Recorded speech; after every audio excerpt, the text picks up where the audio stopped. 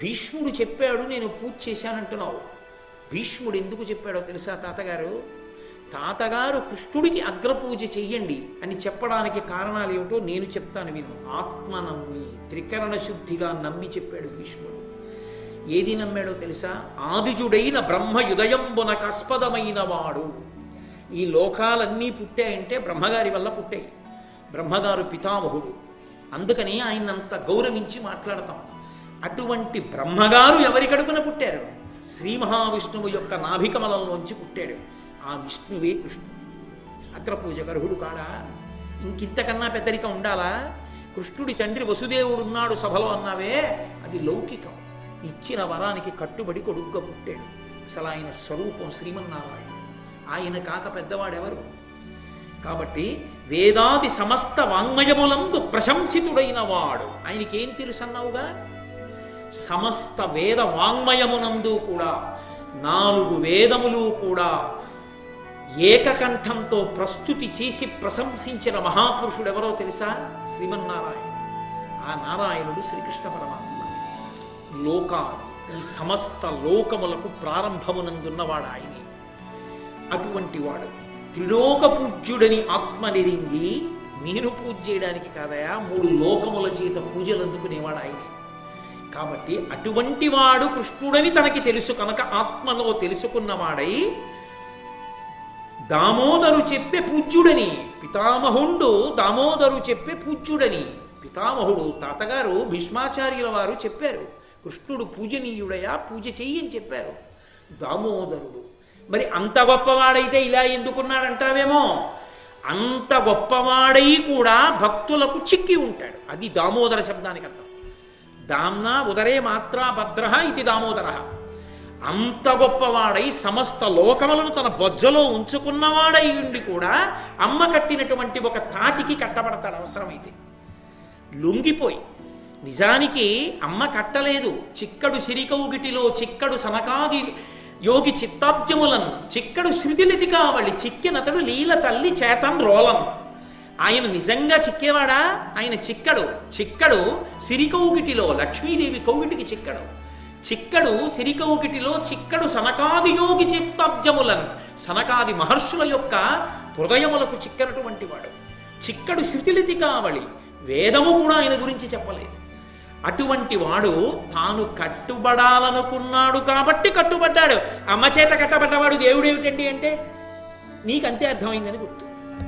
ఆయన అనుగ్రహించాలనుకున్నాడు యశోదని, అనుగ్రహించాలనుకుని కట్టుబడ్డాడు తప్ప యశోద కట్టలేదు. అంతటివాడు మరి ఇలా ఎలా కనపడుతున్నాడంటావేమో, ఆయన దామోదరుడయా, మన అనుగ్రహించడానికి ఇలా కనపడుతున్నాడు. మన పూజ అందుకోవడం మన అదృష్టం. ఆయన ఇలా ఉన్నాడు కనుక పూజ చేస్తున్నావు. ఆయనే ఒక్కసారి పురుష సూక్తంలో చెప్పినట్టుగా అత్యతిష్ట దశాంగుళం అని ఈ బ్రహ్మాండములన్నిటికన్నా 10 అంగుళముల పైకి పెరిగి నిలబడితే వ్యాపకత్వ శీలము చేత ఎవరు పూజ చేయగలరు? ఇలా ఉన్నాడు కనుక కాళ్ళు కడిగాను, చేతులు కడిగాను, పంచెల సాపు ఇచ్చాను. బ్రహ్మాండం అంతా నిండిపోతే ఎక్కడి నుంచి తెమ్మంటావు పంచెల సాపు? అనుగ్రహించాడయా, నా ఎదుట కట్టెదుట నేను పూజ చేయడానికి వీడుగా కనబడ్డాడు. అది దామోదర లీల. ఆయన లీల అనుగ్రహించాలనుకుంటే అలా దొరుకుతాడు. మమ్మల్ని అనుగ్రహించాడు. నీకు నమ్మకం లేదు ఆయన నారాయణుడని ప్రేలుతున్నావు ఇష్టం వచ్చినట్టు. ఆయన ఎవరనుకుంటున్నావు? అంతటి సనాతనుడు, అనాథి నిధనుడు. అందుకు చెప్పాడు భీష్మాచార్యుల వారు. కాబట్టి కాదంటాయంటే అగ్రపూజకు అర్హత. పరమార్థ ప్రతిభ తమోహరు అచ్యుతు భీష్ముడెరిగినట్లు ఎరుగంగా నీ కరిది శిశుపాల పెద్దల చరితం వల్పులకు నెరుగ శక్యమే ఎందును. శ్రీకృష్ణ పరమాత్మ ఎవరో తెలుసుకోవడానికి కావలసినంత సమర్థత ఒకటి ఉండాలి. అన్నీ అందరికీ తెలిసిపోతాయా లోకంలో? కొన్ని తెలియడానికి కొన్ని సమర్థతలు ఉండాలి, కొన్ని అర్హతలు ఉండాలి. ఆ అర్హతలు ఉన్నవాడికే అది అందుతుంది. అందరికీ ఎలా అందుతుంది? కారు పాడైపోతే కారు బాగు చేయడానికి ఒక అర్హత ఉండాలి. సముద్రంలో వెళ్ళిపోతున్నటువంటి ఓడ పాడైపోతే బాగు చేయడానికి ఒక అర్హత ఉండాలి. ఆయన మెరైన్ ఇంజనీర్ అయితే ఈయన కారు మెకానిక్. ఇది బాగు చేసావు కనుక అది బాగు చేయంటే చేయగలడా? దేనికి దానికి అర్హత ఉంటుంది. కృష్ణుణ్ణి తెలుసుకోవడానికి అర్హత ఉంటుంది. అది భీష్ముడికి ఉంది, అందరికీ ఎందుకు ఉంటుంది? ఆ అర్హత లేనివాడివి నీకేమర్థం అవుతుంది? కాబట్టి నీకు అర్థం కాడు కృష్ణుడు. కాబట్టి గురుడని సమస్తలోకోత్తరుడని నీకంటే వృద్ధతములైన నరేశ్వరులచ్యుతు నర్చన నెడగరా అభినందింప నీకు కాదనతగునే. ఈ సభలో ఎందరో పెద్దలున్నారు, మహారాజులున్నారు, వేదవ్యాసుడున్నాడు, పైలుడున్నాడు, నువ్వే అన్నావుగా ఉన్నారని. వాళ్ళందరూ ఉన్నారు. ఏది వాళ్ళెవరైనా అడిగారా? కృష్ణుడు మాకన్నా ఎందులో అధికుడని అడిగారా? అడగలేదే.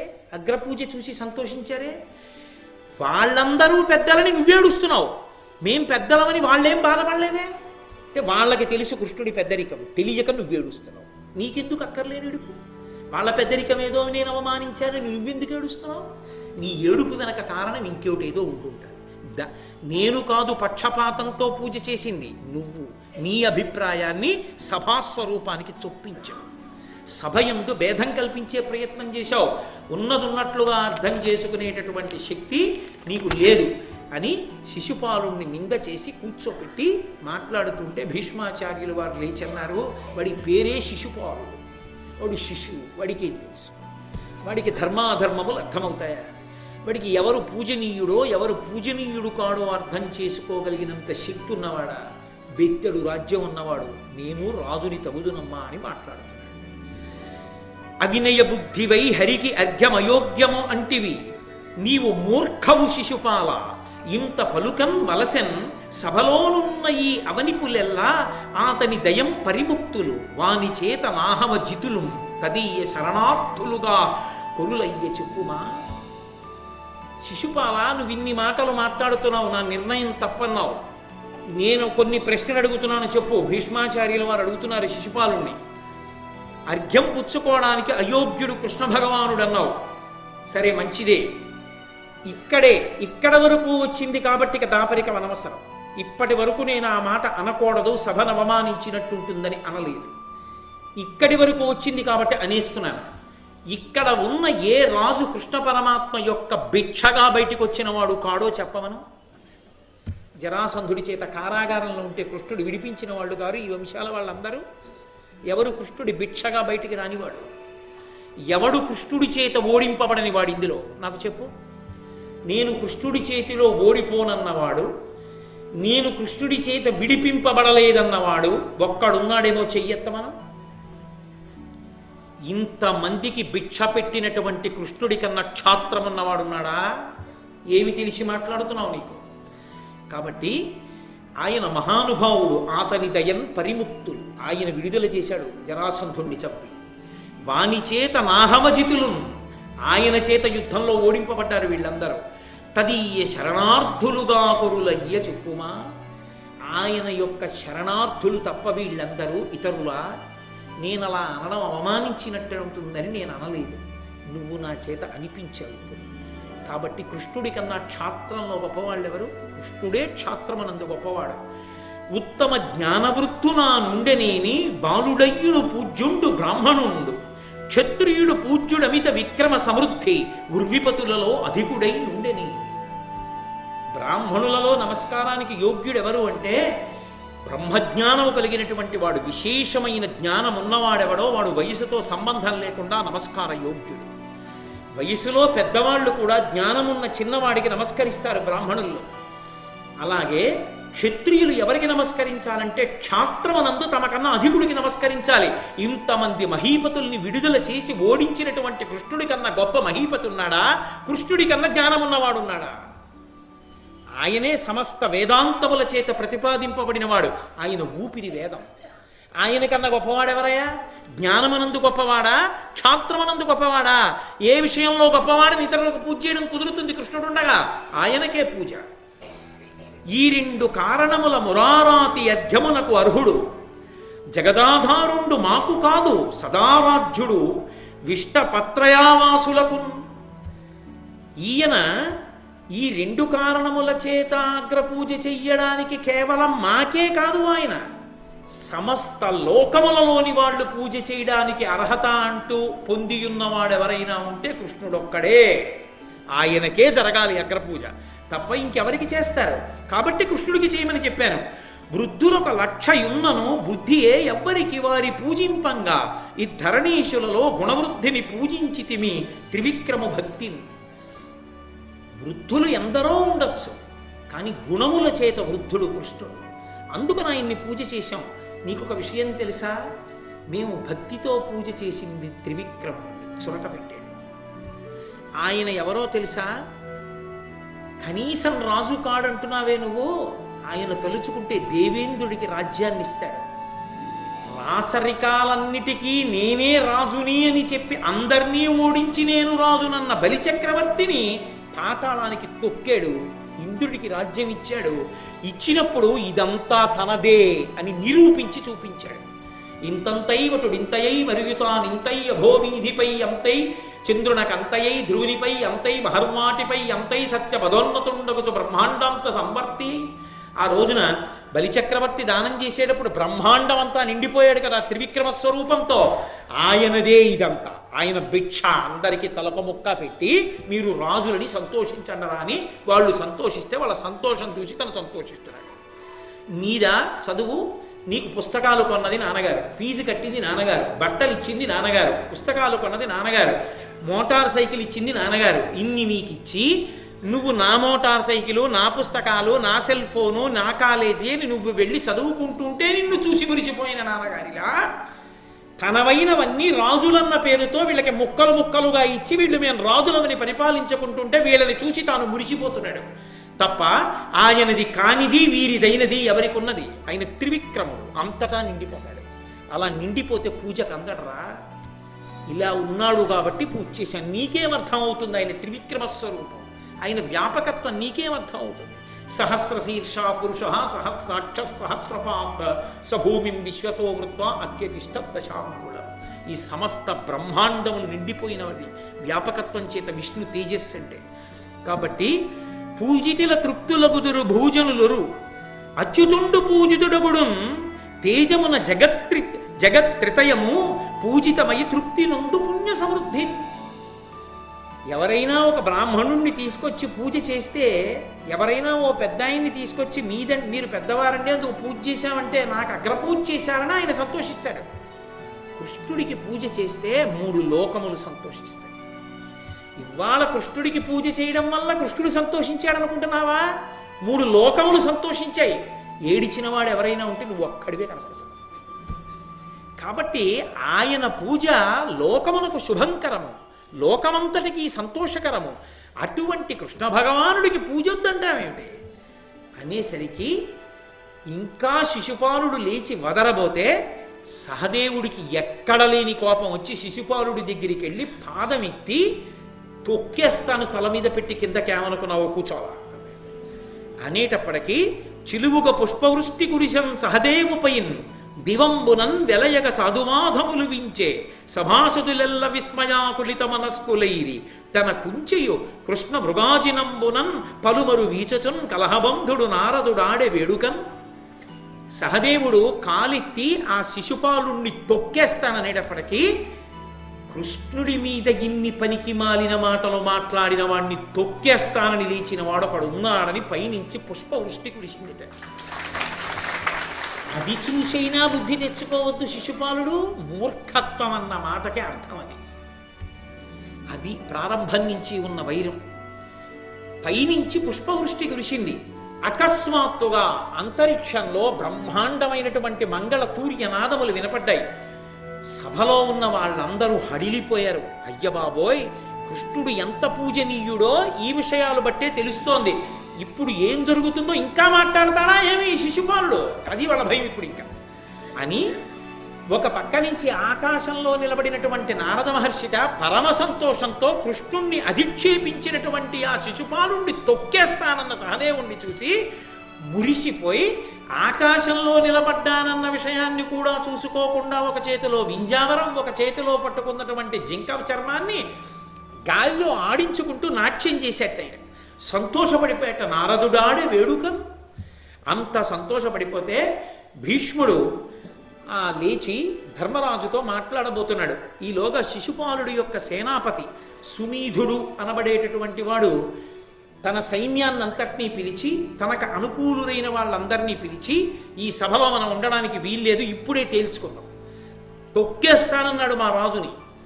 తాను తొక్కగలడో మేము తొక్కేస్తామో ఇప్పుడే తేలిపోవాలి, రండి ఎవరు యువతల వైపుకి సమర్థిస్తారో యువతలకి రండి, రెండు పక్షాలకి యుద్ధం చేద్దాం అని యుద్ధానికి సన్నద్ధమై ఓ పక్కకి వెళ్ళిపోతున్నారు. ధర్మరాజు గారు కంగారు పడిపోయి పరిగెత్తుకుంటూ భీష్మాచార్యుల వారి దగ్గరికి వెళ్ళి, తాతా తాతా ఏమిటి అకాల కలహం, నా మర్యాద పోతోంది, వింటల్లేదు శిశుపాలుడు, సభ 2 వర్గాలుగా చీలిపోయింది, యుద్ధం దాకా వెళ్ళిపోయింది, ఎలా ఇప్పుడు రక్షకత్వం ఎక్కడి నుంచి ఏర్పడుతుంది అంటే భీష్ముడు అన్నాడు నవ్వి, నీ యజ్ఞమునకు విఘ్నము చేయగ నోపుదురెయరులు, జితదైత్యుడు నారాయణుడు యజ్ఞపురుషుడజేయ పరాక్రముడు దీని చేకుని కామను. ఏమిటి పిచ్చి ధర్మరాజా, ఇంకా నీకు వాళ్ళందరూ యుద్ధం చేస్తారా, నీతో యుద్ధం చేసి నీ యాగం పాడు చేయగలరు అనుకుంటున్నావా? వాళ్ళ తరమే రాక్షసుల్ని దునుమాడగలిగినటువంటి వాడు నారాయణుడు, యజ్ఞపురుషుడు, సాక్షాత్ శ్రీ మహావిష్ణుడు కృష్ణస్వరూపమై ఇక్కడ కూర్చుని యజ్ఞాన్నంతటినీ సంరక్షిస్తుండగా శిశుపాలాదులు సైన్యంతో కలిసి భంగం చేయగలరా? ఎందుకయ్యా ఈ పిచ్చి, కృష్ణుడే రక్షిస్తాడు, కూర్చోవాలా అని చైద్యునకైపూని సన్నద్ధులయ్యున్న ఈ రాజులిందరు ఈ క్షణంబ హరి అల్గి చూడు అంతకక్షయమున కరిగిడు వార ఘోరాహవమున దమఘోషనందను దర్పంబునిప్పుడు ఎడగెడు కడు బెక్కులయ్యూ కుక్క లిభకుంభ దళన మహిష్ట నిష్ఠుర నఖ ముకుడగు హరిమీద మురిగి ఏమి సేయునోపు కృష్ణు సింహ పరాక్రము ఎరగకున్న వారే ఎల్లవారు అనిన భీష్మ పలుకులవి కర్ణశూలంబులైన చేదినాథుడు అగ్రహించి. వీళ్ళేం చేస్తారా ఈ రాజులందరూ, తమ వాడి అయినటువంటి గోళ్లతో సింహం పరిగెత్తుకొచ్చి వెళ్ళిపోతున్నటువంటి ఏనుగు యొక్క కుంభస్థలం మీదకెక్కి ఆ కుంభస్థలాన్ని చీల్చి ముత్యాలని వెదజల్లి ఏనుగు కుంభస్థలంలో ఉండేటటువంటి మాంసపు ముద్దల్ని తన పంజాతో పైకెత్తి నోటితో పట్టుకు తిని నెత్తుటితో మాంసంతో కూడినటువంటి నోటితో సింహం నడిచి వెడుతుంటే ఊర కుక్కల గుంపులు చేరి అరుస్తాయి. సింహం దగ్గరికి ఎడతాయా? వీళ్ళు అరిచి పక్కకెళ్లే వాళ్లే కానీ కృష్ణుడి మీదకి యుద్ధానికి రాగలరా? నీకెందుకు భయం ధర్మరాజా, అలా కూర్చో. భీష్ముడు ఈ మాట అంటే శిశుపాలుడికి ఎక్కడలేని కోపం వచ్చింది భీష్మాచార్యుల వారి మీద. లేచి, ఏమిటో కృష్ణుడు కృష్ణుడు కృష్ణుడు కృష్ణుడు అని అంత పొగుడుతున్నావే, ఏమి కృష్ణుడి గొప్పతనం నాకు తెలియదు అనుకుంటున్నావా?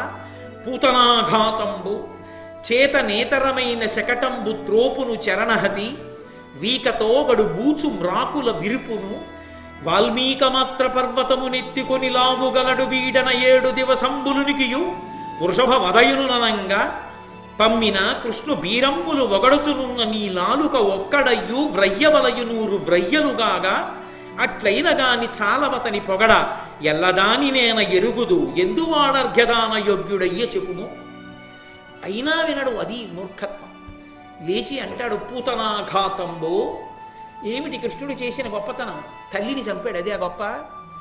పాలిచ్చినటువంటిది తల్లి లాంటిది. పూతన తన స్తన్యంతో పాలివ్వడానికి వచ్చింది, చంపేశాడు. తల్లిని చంపడం కాదు, స్త్రీని చంపడం కాదు, ఆడదాన్ని చంపినవాడు గొప్పవాడా? మనకి వక్రపాండిత్యం ఉండాలి, కానీ ఎదుటివారు ఎంత మంచివారైనా సరే తప్పని మాట్లాడవచ్చు. కాబట్టి పూతనని చంపలా, స్త్రీవధ దోషం కాదు, తల్లి లాంటి దాన్ని చంపడం. చేతనేతరమైన శకటంబు త్రోపును చరణ నిహతి, అది ఏం పెద్ద ప్రాణంతో ఉందా, తిరగబడుతుందా, కత్తి ఉందా, కర్ర ఉందా చేతిలో? ఓ బండిని పాదంతో తన్నట్టు, అదో పెద్ద లీల, శకటాసుర సంహారమే. నేనంటలేదు మహాప్రభు, శిశుపాలుడు అన్నాడు. కాబట్టి శకటంబు త్రోపును చరణ నిహతి వీకతోగడు బూచు మ్రాకుల విరుపును, బాగా బూజు పట్టేసి పుచ్చు పట్టేసి ఇలా తోస్తే విరిగిపోయేటటువంటి 2 మద్ది చెట్ల మధ్యలో రోలు పట్టుకులాగి పడగొట్టేసి అదో పెద్ద లీల. ఇక వాల్మీకమాత్ర పర్వతమునెత్తుకొని లావుగలడు వీడన 7 దివసంబులునికియు, ఓ చిన్న చీమల పుట్ట ఎంత ఉంటుందో అంత పుట్టాలంటే ఓ కొండనో దాన్ని ఇలా పైకెత్తి 7 రోజులు పట్టుకున్నట్టు, అదో పెద్ద లీల. గోవింద పట్టాభిషేకం మహానుభావుడు, ఆయన తప్ప ఎవరు చెయ్యగలరు? బాలుండాడుచునాథపత్రమని సంభావించి పూగుత్తి కెంగేలందల్చిన లీలలేనగముతో కృష్ణుండు తానం మహాశైలంవన్ వలకేలదల్చి విపుల ఛత్రముగా పట్టె తద్బీలాభ్రచ్యుత దుశ్శిలాచకిత గోపీ గోప సంయుక్తికి అంటారు పోతన గారు. 7 రోజుల పాటు 7 రాత్రులు 7 పవళ్ళు ఓ చిన్న పువ్వునెత్తి పట్టుకున్నట్టుగా కొండనెత్తి పట్టుకున్నాడు, చీమల పుట్టంత పుట్టనెత్తి పట్టుకున్నాడు. అది పెద్ద గొప్ప. వృషవధయునునంగా, అసలు లోకంలో చెయ్యకూడనివి ఏమైనా ఉంటే 2, స్త్రీవధ గోవధ, 2 కృష్ణుడు చేశాడంటే. ఓ ఎద్దును చంపాడు కృష్ణుడు, ఎద్దును చంపడం గోవధ కాదా? అసలు ఆవులకి అత్యంత ప్రీతిపాత్రమైంది ఏమిటి అంటే ఒక వృషభాన్ని తీసుకొచ్చి దాని మధ్యలో కట్టడం. అసలు మహాఘోరాతి ఘోరమైన నేరం ఏమిటో తెలుసా? సహజంగా అవి కూడా సంతోషించి ఒక ఎద్దుతో కలిసి గర్భం ధరించవలసినటువంటి ఆవుకి కృత్రిమంగా వీర్యాన్ని ఎక్కించి గర్భం ధరించేట్టు చేయడం. ఆవు మాత్రం ఆ సంతోషాన్ని పొంది అది చైతన్యవంతమైన ప్రాణిని కడుపులో పొందొద్దు. అందుకని ప్రత్యేకంగా అచ్చుపోసి ఒక ఆబోతును వదులుతారు. వృషత్సోర్జనము అని ఎవరైనా పెద్దలు శరీరాన్ని విడిచిపెట్టేస్తే ఎద్దుని విడిచిపెడతారు. విడిచిపెడితే అది మహాపుణ్యం, గోసంతతి వృద్ధికి కారణం అవుతుంది. గోసంతతి వృద్ధికి కారణము వృషభము. అటువంటి వృషభాన్ని చంపడం గోవుల్ని చంపడం కాదా? మరి ఇతను చంపలేదా ఎద్దుని? వృషభాసుర సంహారము అని ఒకనకొకప్పుడు చేశాడు కృష్ణుడు. ఆయన చేసింది ఎద్దుని చంపలేదు, ఆవుల్ని దూడల్ని ఎద్దుల్ని కాశాడు ఆయన. ఒక రాక్షసుడు ఎద్దు రూపంలో వచ్చి కృష్ణుడి మీద పడితే దాని కొమ్ము పెరిగి ఆ కొమ్ముతోనే పొడిచి చంపాడు దాన్ని. అది రాక్షసుడు, ఆ ఆకారంలో వచ్చింది అది. దాన్ని మార్చి ఎద్దుని చంపాడు అంటున్నాడు. అది వక్రపాండిత్యం అంటే. కాబట్టి ఇటువంటి వాణ్ణి పొగుడుతున్నావు కదా, నాకు అనిపిస్తోంది భీష్మ, నీకు ఒక్క నాలిక కాదు 100 నాలుకల కింద చీరుకుపోతే 100 నాలుకలతో పొగుడుదు అని. కృష్ణుణ్ణి పొగుడుతావా పట్టుకుని? అతనికి ఎంత యోగ్యుడో ఎంత గొప్పవాడో నాకు తెలియదు అనుకుంటున్నావా? ఎందువాడర్ఘ్యదాన యోగ్యుడయ్యే చెప్పుమా? ఎందువల్ల దానానికి అర్ఘ్యానికి యోగ్యుడు అగ్రపూజ కృష్ణుడికి అంటే చెప్పు నాకు అని. జననిందితమయనీయం ధనపచ్చతయను అధర్మమది ఉండంగా ధర్మ నివృత్త చరిత్రక నీ అనుశాసనమెట్లు నమ్మనకు జనములకు. అసలు చెప్పడానికి నువ్వెవడు? కృష్ణుడికి అగ్రపూజ చేయమని చెప్పానంటున్నావు కదా. లోకంలో అందరికన్నా హేయమైన వాడెవడు? సంతానం లేనివాడు. వాడికి శరీరం విడిచిపెట్టిన తర్వాత ఉన్నతగతులు ఉండవు. నీకు సంతానం ఉందా? నీకు సంతానమే లేదు, నువ్వు పెళ్లి చేసుకోలేదు. సంతానం లేని వాడివి నువ్వు పెద్దరికం వహించి నువ్వు చెప్పడం ఏంటి? నీకు ఎవడిచ్చాడు పెద్దరికం? నువ్వెక్కడి వాడివి చెప్పడానికి? ఆయన మహానుభావుడు శాంతనుడు ప్రతిజ్ఞ చేసి ఆజన్మ బ్రహ్మచర్యంలో ఉండిపోయి స్వచ్ఛంద మరణాన్ని తన తండ్రి గారైన శంతన మహారాజు గారి దగ్గర వరంగా పొంది రాజ్యాన్ని తృణీకరించి పెద్దరికంతో రాజ్య సంరక్షణ చేసిన మహాపురుషుడు ఆచార్యుడు. అటువంటి వారిని అధిక్షేపిస్తున్నాడు. నీకు అధికారం ఎక్కడుంది? బూతు ఒగడినట్లు ఒగడెదు పొగడంగా వలయునేని సుగుణవంతులైన కర్ణశల్యులాదిగా గల వీరుల పొగుడుచుండరాది ప్రొద్దువక. నువ్వు అస్తమానం బూతు ఒగడినట్లు పొగడేదా? ఈడ అస్తమానం ఏదో భట్టు పొగుడుతుంటాడు పక్కన నిలబడి, అలా పొగుడుతున్నావు కృష్ణుణ్ణి. అస్తమానం కృష్ణుణ్ణి పొగట్టం తప్ప నీకు ఇంకో పని లేదా? నీకంత పొద్దు పోకపోతే ఎవరినో ఒకళ్ళని పొగడాలనుకుంటే ఇదిగో కర్ణుణ్ణి పొగుడు, శల్యుణ్ణి పొగుడు, వాళ్ళు మహాత్ముడు. అది శిశుపాలుడంటే ఆయన తీర్పు అంటే అలా ఉంటుంది, ఆయన స్థాయి అలా ఉంటుంది. కాబట్టి అదిగో వాళ్ళని పొగడవయా, రాత్రనక పగలనక కృష్ణుణ్ణి పొగుడుతాడు. పుణ్యమా పురుషార్థమా? ఎందుకు అతన్ని పొగుడుతావు అనేసరికి భీమసేనుడికి ఎక్కడలేని కోపం వచ్చింది. ప్రకటిత కోపవేగమున పద్మదళాయత నేత్రముల్ భయానకతరలీల దల్చెన రుణజ్యుతి ఉజ్జతమై త్రిశాఖమై భృకుటి లలాట దేశమున బొల్చే త్రికూటతటి త్రిమార్గగానుగృతి ప్రభంజన ప్రియతనూజన కంతకమూర్తి కచ్చటన్. వెంటనే భీమసేనుడికి కోపం వచ్చి కళ్ళు పెద్దవి చూసి చేసేటప్పటికి ఆ కళ్ళు ఎర్రటి గీతలతో అరుణాయత వర్ణాన్ని పొంది ఆ భృకుటి ముడి వేస్తే ఇలా 3గా వంకర్లు తిరిగి త్రిపథగా అయినటువంటి గంగ ఆకాశంలో మందాకినిగా, భూలోకంలో గంగగా, భాగీరథిగా, పాతాళంలోకి వెళ్ళేటప్పటికి భోగవతి అన్న పేర్లతో 3గా గంగ ఎలా ప్రవహించిందో అలా త్రిపథగా అయిన గంగ ప్రవహిస్తోందా అన్నట్టుగా 3 మడతలు పడినటువంటి ఆ కనుబొమలతో ఒక్కసారి లేచి ఆ యమధర్మరాజు గారు సభలో ప్రవేశించాడా అన్నంత కోపంతో లేచి గదాదండాన్ని పైకెత్తబోతుంటే భీష్మాచార్యుల వారు జోక్యం చేసుకున్నారు. భీమసేన కూర్చో కూర్చో కూర్చో కూర్చో, నువ్వు తొందరపడకు. ఈ శిశుపాలుడు చేస్తున్న తప్పులకి ఇతన్ని చంపేయాలంటే వీడు వదరిన మధురుడికి ఇప్పటిదాకా ఇంకొకడైతే బ్రతుకుతాడా నన్ను ఇన్ని మాటలని?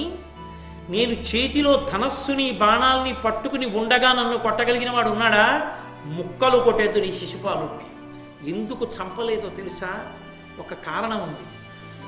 ఒకానొకప్పుడు ఇతను కృష్ణ భగవానుని యొక్క మేనత్త సాత్వకి, వసుదేవునికి చెల్లెళ్ళున్నారు, పృథ, శృతదేవ, రాజాదిదేవి, సాత్వతి అని.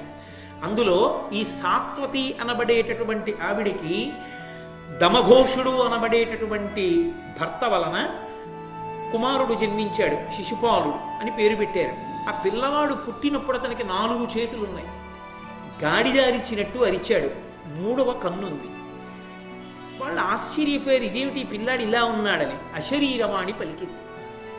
ఏ వ్యక్తి వచ్చి ఈ పిల్లవాడిని ఎత్తుకున్నప్పుడు 2 చేతులు 3వ కన్ను అదృశ్యమైపోతాయో అతని చేతిలోనే ఇతను మరణిస్తాడు. వచ్చిన వాళ్ళందరి చేతుల్లోనూ ఆవిడ ఆ పిల్లాన్ని పెడుతూ ఉండేది. సాత్వతి ఎవరి చేతిలో పెడితే 2 చేతులు 3వ కన్ను అదృశ్యం అవుతుందో వాడి చేతిలో వీడు మరణిస్తాడు కనుక వాడినైనా మనం ప్రార్థన చేద్దాం సంపద్దని. ఆఖరికి మేనల్లుడు వచ్చాడు. కృష్ణ పరమాత్మ బలరాముడు కలిసి వచ్చారు ఒక రోజున. బలరాముడి చేతిలో పెట్టింది అలాగే ఉన్నాడు, కృష్ణుడి చేతిలో పెట్టింది 2 చేతులు అదృశ్యమైపోయి 3వ కన్ను అదృశ్యమైపోయి. వెంటనే సాత్వతి మహాతల్లి ఏడిచింది కృష్ణుడిని చూసి. నా మేనల్లుడివి, నీ బావ, వీడిని చంపేస్తావా? నీ చేతిలో పెడితే 2 చేతులు 3వ కన్ను అదృశ్యమయ్యాయి, వీడిని మన్నించు అంది. తాను అడిగావు కాబట్టి మాటిస్తున్నాను, 100 తప్పుల వరకు మన్నిస్తాను. 100 తప్పులు పూర్తయిపోయిన తర్వాత చంపేస్తాను. 100 తప్పులు చెయ్యకుండా నీ కొడుకుని కాపాడుకో, నేను వాడి జోలికెళ్ళను. అలాగేనండి. అప్పటి నుంచి లెక్క పెడుతున్నాను వీడి తప్పులన్నీ. వాడు తప్పులు చేస్తూనే ఉన్నాడు. ఎన్ని తప్పులు చేశాడో తెలుసా? ప్రాగ్జ్యోతిషంబున భగదత్తుపై నేను ఓయిన ఈతడన్యాయ వృత్తి ఇట బాల వృద్ధులకెల్ల భయంబుగా ద్వారకాపురి కాల్చి వీరులైన భోజ రాజన్యులు పొలతులతోడ రైవతకాద్రి క్రీడాభిరతి ప్రమత్తులయ్యున్నవారల అదయుడై వధించి దేవాభుడగు వసుదేవు చేయు అశ్వమేధమునకు అభ్యర్జితంబైన హయమునపహరించి యజ్ఞమునకు విఘ్నమాచరించి వీడు అతిపాపుడై బభ్రు భార్య తనకు భార్య చేసి. ఈ శిశుపాలుడు చేసిన తప్పులన్నీ ఇన్ని కావు. అప్పుడు మాట్లాడుతున్నాడు కృష్ణ భగవాన్. నిజమే, భీష్మాచార్యుల వారు చెప్పింది సత్యమే. ఈ శిశుపాలుడు ఇతపూర్వమే ఎన్నో దోషములను ఆచరించి ఉన్నాడు. అయినా నేను మా అత్తకిచ్చిన మాట కొరకు ఇన్నాళ్ళు ఊరుకున్నాను. ఒకటి కాదు, ప్రాగ్జ్యోతిషంబున భగవదత్తుపైనేము ఓయిన ఈతడన్యాయ వృత్తి ఇట బాల వృద్ధులకెల్ల భయంబుగా ద్వారకాపురి కాల్చి. ఒకానొకప్పుడు ప్రాగ్జ్యోతిషపురాన్ని పరిపాలిస్తున్న భగదత్తుడి మీదకి నేను యుద్ధానికి వెళ్ళిన సమయాన్ని చూసి, చిన్న పిల్లలున్నారు, పెద్దవాళ్ళున్నారు, వాళ్ళు చనిపోతారేమో అని కూడా చూడకుండా ద్వారకా నగరాన్నంతటినీ కాల్చేశాడు. ఎందరో చనిపోయారు. అలాగే వీరులైన భోజరాజన్యులు పొలతులతోడ రైవతకాద్రి క్రీడాభిరతి ప్రమత్తులయ్యున్నవారల నదయుడై వధించి. ఒకానొకప్పుడు ఆ వీరులైనటువంటి భోజరాజులందరూ కూడా రైవతకాద్రి మీద తన భార్యలతో క్రీడిస్తున్న సమయాన్ని చూసి వాళ్ళందరూ యుద్ధానికి సన్నద్ధంగా లేని సమయంలో వాళ్ళనందరినీ వధించి చంపేశాడు. దేవాభుడగు వసుదేవు చేయున అశ్వమేధమునకు అభ్యర్జితంబైన హయమునపహరించి యజ్ఞమునకు విఘ్నమాచరించి. మా తండ్రి అయిన వసుదేవుడు అశ్వమేధయాగం చేస్తుంటే ఆ అశ్వమేధయాగంలో విడవబడినటువంటి గుర్రాన్ని ఎత్తుకుపోయి యాగానికి అభ్యంతరాన్ని కల్పించాడు. వీడు అతిపాపుడై భబ్రు భార్య తనకు భార్య చేసి, వీడు భబ్రుడు అనబడేటటువంటి భార్యని ఎత్తుకుపోయి బలవంతంగా తన భార్యగా ఇప్పుడు జీవితాన్ని గడుపుతున్నాడు. ఇంతటి దౌర్భాగ్యుడు. ఇప్పటిదాకా వీడు వదరినటువంటి మాటల వలన వీడు చేసిన 100 తప్పులు పూర్తయిపోయాయి. కాబట్టి ఇప్పుడు సభా మధ్యమునందు ఇంతమంది చూస్తుండగా శిశుపాలుణ్ణి సంహరిస్తానని కృష్ణ పరమాత్మ ప్రతిజ్ఞ చేశారు. అప్పటికి కూడా పొగరనగనటువంటి శిశుపాలుడు లేచి, నీకూర్మియు నీయలుకయు నాకవి ఏమిటికి దుర్గుణ ప్రియ మొదలన్నాకిచ్చిన ఆ కన్యక చేకొని నీకిట్లు పలుక సిగ్గును లేదే. నువ్వు నన్ను ప్రేమిస్తే ఆవిడకు కావాలి, నువ్వు నన్ను ఉద్దేశిస్తే ఆవిడకు కావాలి. 100 తప్పులు చేశాను, లెక్కలు పెట్టుకున్నాను అంటున్నావు. ఇవి లెక్కలు పెట్టుకుని ఏం చేస్తావు? నన్ను చంపుతావా? నువ్వెక్కడ చంపగలవు నన్ను? అయినా నీకున్న దుర్గుణాలు 1, 2 ఇప్పుడు బయటపడ్డాడు చచ్చిపోయే ముందు. నేను చేసుకుందామనుకున్న పిల్లని ఎత్తుకుపోయినవాడా, మొదలన్ నాకిచ్చిన ఆ కన్యక చేకుని నీకిట్లు పలుక సిగ్గును లేదే. నేను చేసుకుందామనుకుని అన్నీ సిద్ధం చేసుకున్న తర్వాత పిల్లని ఎత్తుకుపోయి నువ్వు పెళ్లి చేసుకున్నావే, నీకు సిగ్గే ఇట్లేదా? నీ చేసుకుందామనుకున్న అమ్మాయిని పెళ్లి చేసుకుని మాట్లాడుతున్నావు అనేసరికి పరమాత్మ ఒక్కసారి సుదర్శన చక్రాన్ని స్మరించాడు. అని శిశుపాలుడు ఉండొకట అప్రియముల్ హరిపల్కుచున్నచో అనల శిఖాళిదూలదనుజంతక చక్రము రాజచక్రమెల్లను భయమంద మూర్ధ వికలంబుగ నప్పుడు చేసే చేదినందను తనువున్ బృహద్రధి ఉధిరధారలు బోరన మీది కొల్కగన్. ఒక్కసారి ఆ సుదర్శన చక్రాన్ని స్మరించి విడిచిపెడితే అది వచ్చి శిశుపాలుని యొక్క మస్తకాన్ని కత్తిరించేసి ఆ కంఠం శరీరం నుంచి విడిపోయి కింద పడిపోయింది. అందులోంచి రుధిరధారలు అంటే నిత్తుటి ధారలు పైకి చిమ్మాయి. శిశుపాలుడు మరణించడం వరకు చాలా తేలిగ్గా చచ్చిపోయాడు కృష్ణుడి చేతిలో. అంత విశేషంగా ఆయన చక్రం విడిచిపెట్టాడు, చచ్చిపోయాడు. అప్పటి వరకు ఆ కంఠం కలిసి ఉన్నంతసేపు అక్కరమాలిన మాటలు ఎన్నో మాట్లాడాడు. ప్రహ్లదమీది ఇట్లు శిశుపాలుడు వజ్రహతద్రితుల్యుడై త్రిల్యడు బానిదైన పృథుదేహము వెల్వడి తేజమంబరంబెల్ల వెలుంగ వచ్చి పరమేశ్వరు దేహము సొచ్చే విస్మయోత్ఫుల్ల విశాల నేత్రులై భూపతులెల్లను చూచుచుండగన్. ఆ శిశుపాలుని యొక్క కంఠం కత్తిరించబడగానే, ఆ తల విడిపోయి కింద పడిపోగానే ఆయన యొక్క కంఠంలోంచి, ఆ తెగిపోయిన కంఠంలోంచి ఒక దివ్యమైనటువంటి జ్యోతి బయటికి వచ్చింది. జ్యోతి బయటికి వచ్చి అది ఆకాశ మార్గంలోకి పైకెక్కింది. ఆ వెలుతుర్ని సభాసదులందరూ ఒక్కసారి ఆశ్చర్యంతో చూశారు. ఆ చూడబడినటువంటి దివ్యమైన తేజస్సు సభామంటపంలోకి దిగి వచ్చి కృష్ణ భగవానుడిలోకి ఐక్యమైపోయింది.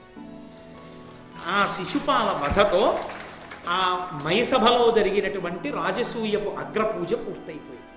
ప్రారంభం జరాసంధ వధ, చిట్ట చివర శిశుపాల వధ.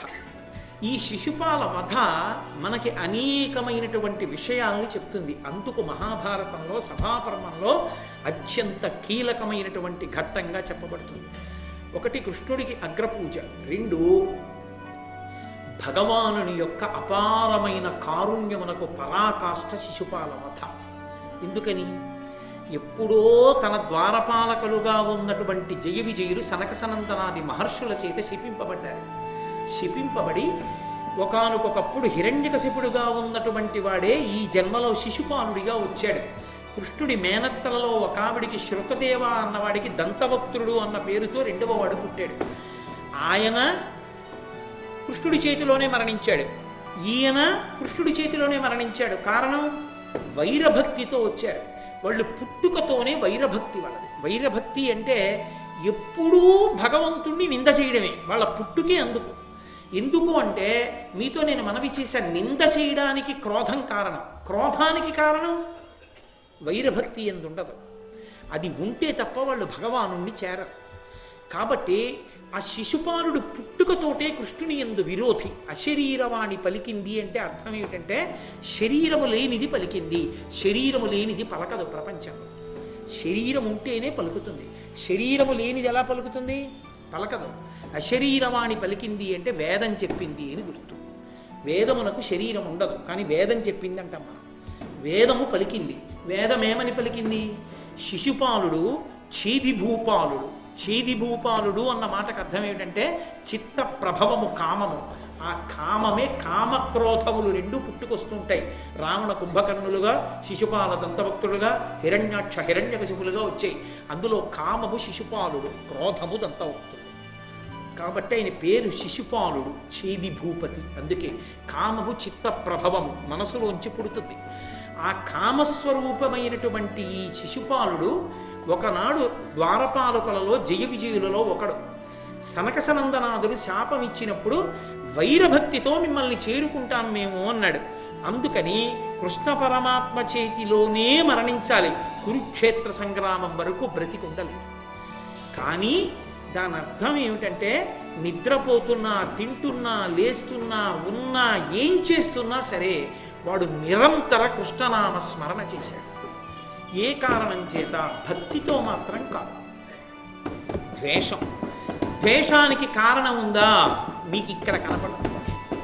శిశుపాలుడు ఏ కారణానికి ద్వేషించాడు? ఒక్కటే కారణం, జయ విజయులలో ఒకడు కాబట్టి పుట్టుకతో ద్వేషం ఉండిపోయింది. అలా ద్వేషంతో ఉన్నవాడు కూడా భగవంతుణ్ణి చేరుతాడు నిర్ధారించింది భారతం. ఇది ఎక్కడ చెప్పబడిన మాట? భాగవతంలో చెప్పాడు నారదుడు ధర్మరాజుతో. కామోత్కంఠత గోపికల్ భయమనం కంసుండు వైరాక్రియా సామాగ్రిం శిశుపాల ముఖ్య నృపతుల్ సంబంధులై వృష్ణులున్ ప్రేమన్ మీరలు భక్తి మేము ఇది చక్రింకంటి మెట్లైన రుద్ధామధ్యాన గరిష్ఠులైన హరిచందన్ వచ్చు ధాత్రీశ్వర అన్నాడు. కామోత్కంఠత గోపికల్, కామంతో గోపికలు చేరుకున్నారు కృష్ణ పరమాత్మని. కామోత్కంఠత గోపికల్ భయమునం కంసుండు, భయంతో కంసుడు బతికున్నంత కాలం స్మరించి చచ్చిపోయి కృష్ణుడిలోకి వెళ్ళిపోయాడు. వైరక్రియా సామాగ్రిం శిశుపాల ముఖ్య నృపతుల్, వైరభక్తితో శిశుపాలాది రాక్షసులు, అందుకని దానవుడు రాక్షసుడు శిశుపాలుడిగా వచ్చాడు. వైరక్రియా సామాగ్రిం శిశుపాల ముఖ్య నృపతులు సంబంధులై వృష్ణులను, మేం బంధువులం అని చెప్పి వృష్ణి వంశంలో పుట్టిన వాళ్ళందరూ కృష్ణుడితో మా బంధువు మా బంధువు మా బంధువు అని ఆయన్ని ప్రేమించి ఆయనలో కలిసిపోయారు. సంబంధులై వృష్ణులను ప్రేమన్మీరలు, మా కృష్ణుడు మా కృష్ణుడు మా కృష్ణుడిని ప్రేమించి పాండవులారా మీరు కృష్ణుడిలో కలిసిపోతారు. ప్రేమన్మీరలు భక్తి మేము, నారదుడు చెప్తున్నాడు, భక్తితో మేము స్మరించి స్మరించి ఆయనలోనే కలిసిపోతాం. ప్రేమన్మీరలు భక్తి మేము ఇది ఎట్లైన నుద్ధామధ్యాన గరిష్ఠులైన హరిచందన్వచ్చు ధాత్రీశ్వర, ఏ కారణం చేతనైనా సరే భగవంతుణ్ణి అదే పనిగా స్మరించినటువంటి వాడు భగవంతుని యందే చేరిపోతాడనడానికి తార్కాణమే శిశుపాల వధ. అందుకే జ్యోతి కృష్ణుని యందు ఐక్యమైంది, నారదవాక్యాన్ని నిర్ధారించింది. కాదు, మూడవ విషయం, చనిపోయినటువంటి శిశుపాలుడు కృష్ణ పరమాత్మ యందు ప్రవేశిస్తే మనకు అభ్యంతరం లేదు. ఎందరో మరణించారు భారతంలో, ప్రకటనంగా జ్యోతి పైకొచ్చి కృష్ణుని యందు కలిసింది శిశుపాలుడి విషయంలో. మరి శిశుపాలుడి విషయంలో అలా ఎందుకు జరిగింది అంటే, శిశుపాలుని యొక్క జ్యోతి తన యందు ఐక్యమవడం లోకం చూడడానికి వీలుగా అనుగ్రహించినది కృష్ణుడే. అది మయసభ గొప్పతనం. ఆ మయసభలోనే జరిగింది ఆ విశేషం. పరమేశ్వరుడు అనుగ్రహిస్తే తప్ప ప్రాణోత్క్రమణమైన తర్వాత జ్యోతి ఎటు వెడుతోందో ఎవ్వరికీ కానరాదు, ఎవ్వరికీ తెలియదు.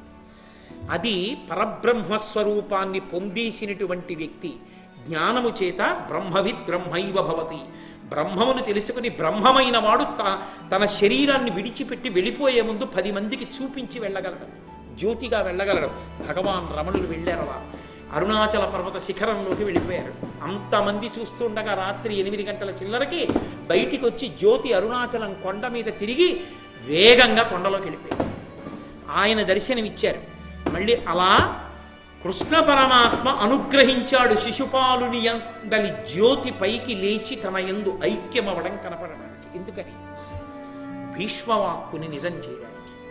పెద్దవాడైన భీష్ముడు ఆత్మ నమ్మి చెప్పాడు, ఆయన సాక్షాత్ పరాత్పరుడురా అనాధి నిధనుడురా అని చెప్పాడు. భీష్ముడు నమ్మి చెప్పాడు తప్ప నమ్మకం లేక నోటి మాటగా చెప్పింది కాదు. అవును, నేను పరాత్పరుడని మీ కన్నులతో చూడడానికి వీలుగా ఇక్కడ కూర్చున్నాను. అగ్రపూజకి నాకన్నా యోగ్యుడు ఉండడు. ధర్మరాజు చేసిన పూజ చేత ధర్మరాజు ధన్యుడు, చూసి మీరు ధన్యుడు అని లోకానికి నిరూపించడానికి అగ్రపూజలో ఆ జ్యోతి కృష్ణ పరమాత్మ యందు కలిసింది. ఇంత గొప్ప దర్శనాన్ని చూసి కూడా మారిన వారు ఉన్నారా సభలో? దుర్యోధనాదులు ఏమైనా మారారా? మారలేదు. అది లోకం యొక్క విశేషం. మూర్ఖత్వంతో పుట్టి మూర్ఖత్వం వదులుకోవడానికి సిద్ధపడని వాడికి పరమేశ్వరుడే కట్టెదుట ప్రమాణాన్ని చూపించినా వాడు నమ్మలేడు. కృష్ణుడొక్కడున్నాడటు వైపు చాలురా అని నమ్మలేకపోయాడు. పైగా కృష్ణుడిని కట్టేస్తానన్నాడు రాయబారం. అది దుర్యోధనుడి అమాయకత్వం. అమాయకత్వం కాదు, తెంపరితనం, మూర్ఖత్వం కలిపురుషుని యొక్క అంశ. అంటే కురుక్షేత్రంలో జరగబోయే యుద్ధంలో కృష్ణుడు ఎటున్నాడో అటు విజయం సంభవిస్తుందని చెప్పకుండా చెప్పాడు. ధర్మ సంస్థాపన జరుగుతుందని, అధర్మం నశించిపోతుందని నోటితో చెప్పకుండా చెప్పినటువంటి ఘట్టం సభాబ్రహ్మంలో, మయసభలో, అగ్రపూజలో శిశుపాల వధ. ఇన్ని కారణముల చేత శిశుపాల వధ విశేషమైనటువంటి ఘట్టంగా చెప్పబడింది. అది వధకి సంబంధించిన ఘట్టమైనప్పటికీ ఆ జ్యోతి దర్శనము చేత కృష్ణ పరమాత్మ అగ్రపూజ అందుకున్న కారణం చేత అక్కడ ఆయన విశ్వరూప ప్రదర్శనాన్ని ఇవ్వనప్పటికీ భారతంలోనే అనేక చోట్ల విశ్వరూపాన్ని ప్రదర్శించాడు. కానీ అక్కడ మాత్రం నేను పరాత్పరుణ్ణని చెప్పలేదు.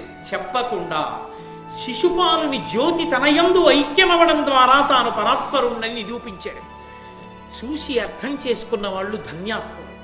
ఎవరు మనసులో ఆ భక్తితో నిలబడ్డారో ఆ భక్తితో నిలబడి చూసిన భీష్మ, ద్రోణ, కృపాచార్య, ధర్మరాజ, భీమ, అర్జున, నకుల, సహదేవ, వ్యాస, పైల మహర్షులందరూ కూడా, ఇటువంటి మహాత్ములందరూ కూడా తరించిపోయారు ఆ దర్శనం చేత. ఇంత చూసి కూడా అర్థం కాక ఇంకా కృష్ణుడు సామాన్యుడు అవతల పక్కన ఉంటే మాత్రం ఏ ఉరుగుతుందనుకున్న వాళ్ళు తమ అధర్మ ఫలాన్ని తాము వండుకుని తిని మరణించారు కురుక్షేత్రంలో. అందుచేతనే కురుక్షేత్ర యుద్ధానికి అంతటికీ కూడా సూచనగా ఎక్కడ ధర్మం ఉన్నదో, ఎక్కడ కృష్ణుడు ఉన్నాడో అక్కడ విజయం ఉంటుంది. పరిపూర్ణావతారమైన కృష్ణుడు పరాత్పరుడే. రామావతారంలో అలా తెలియదు. రాముడు నేను మనుష్యుణ్ణి, నేను ఈశ్వరుణ్ణి కానంటాడు. కృష్ణావతారం అలా కాదు, పరిపూర్ణావతారం తానెవరో తాను చూపిస్తుంటాడు. అలా చూపించినటువంటి అద్భుతమైన ఘట్టం శిశుపాల వధ. అందుకే పెద్దలు ఒక మాట చెప్తారు, శిశుపాల వధ గురించి వింటే భగవంతుని యందు అనురక్తి కలిగి కొన్ని కోట్ల కోట్ల కోట్ల జన్మలుగా భగవంతుని భక్తికి దూరమై తిరిగిన వాడు కూడా భగవంతుడున్నాడని నమ్మి చేతులు ఒగ్గి నమస్కరించి ఆయన కృపకు పాత్రుడై ఇక నుంచైనా తన జీవన ప్రస్థానాన్ని మార్చుకునే అదృష్ట విశేషాన్ని పొందుతాడు అని. అంతటి సర్వోత్కృష్టమైన ఘట్టం శిశుపాల వధ.